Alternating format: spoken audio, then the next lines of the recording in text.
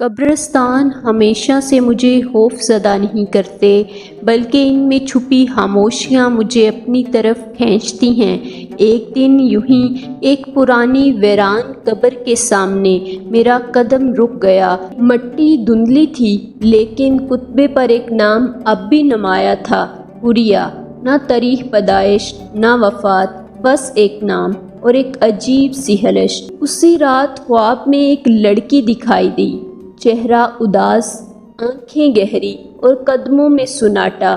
اس نے بس اتنا کہا، میری کہانی ادھوری ہے۔ تب سے ہر رات وہ خوابوں میں آتی رہتی، کبھی خاموش، کبھی چیختی ہوئی۔ میں نے محلے کے بزرگوں سے اس قبر کے بارے میں پوچھا تو معلوم ہوا کہ برسوں پہلے ایک نوجوان لڑکی حوریہ اپنے دکھوں سے تنگ آ کر دریا میں کود گئی تھی۔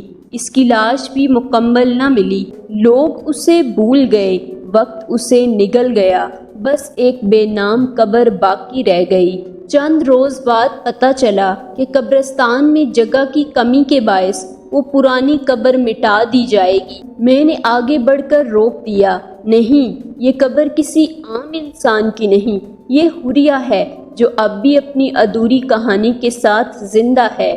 میں نے قلم اٹھایا اور اس کی کہانی لکھ ڈالی، اسی کی خاموشی کو لفظوں میں ڈالا۔